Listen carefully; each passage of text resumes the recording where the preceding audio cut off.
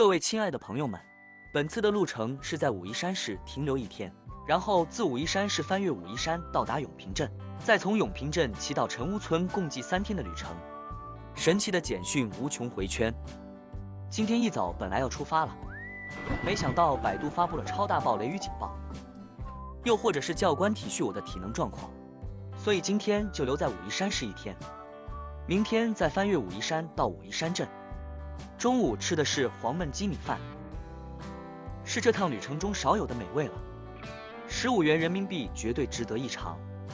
由于出国前没有先开通国际漫游功能，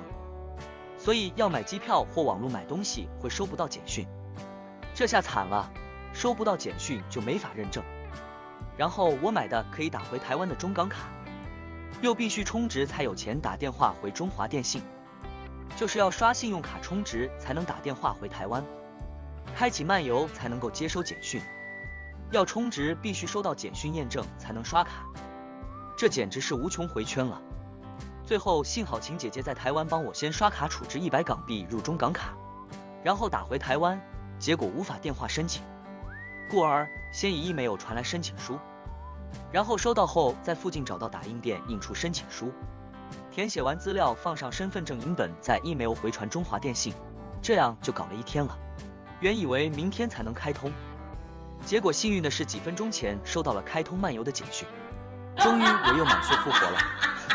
由于最近花费实在太凶，自现在起水都要自己煮了，省钱第一。武夷山市到永平镇，今日的主要目标是翻越800多米的武夷山公路最高点，一早吃过早餐就出发了。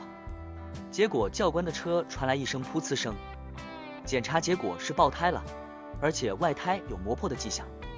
快速补胎之后，在外胎内侧，教官贴上一块 OK 绷，免得2次爆胎。爬山的过程自是苦不堪言，因为原本肌耐力就不足的我，最近天天都在超越极限。过了最高的分水关，就出福建进入江西了。一路上因为骑不动，只能下来用牵的，还差点牵不动到软脚。终于在晚了1个多小时后进入江西界了，然后我又成功的追上了教官的破胎次数，现在已经是4比4了。晚餐由于要省钱，今天决定吃方便面，明天教官得找地方换外胎了。永平镇到陈屋村，由于昨晚我半夜灵感来了，决定查看最近的自行车店，而不必特意进入大城市。因此今早我们使用了高德地图导航，打算走省道，以期节省距离和时间。然而这却成了我们的噩梦开始。一开始导航引导我们进入了一条奇怪的小路，包括小隧道，这还算好，接下来出现了极糟的 off-road， 连号称不用下车的教官也被逼下来推车，这对我来说是第一次见到教官推车，道路实在太差，而教官的外胎还没换。最终我们在推行了几公里的 off-road 后顺利进入了县城区，然而我们无法找到地图上标示的自行车店，真是令人失望。然而幸运的是，不到500米的地方，我们看到了美利达自行车店。虽然那里没有教官所需的24寸 1.75 外胎，但店主非常友好，骑摩托车去找朋友调货给教官。任务完成后，我们都松了一口气，然后继续前进。由于浪费了不少时间，今天决定不要骑太远。然后我们再次被导航带到省道上，骑了不久又遇到 off-road。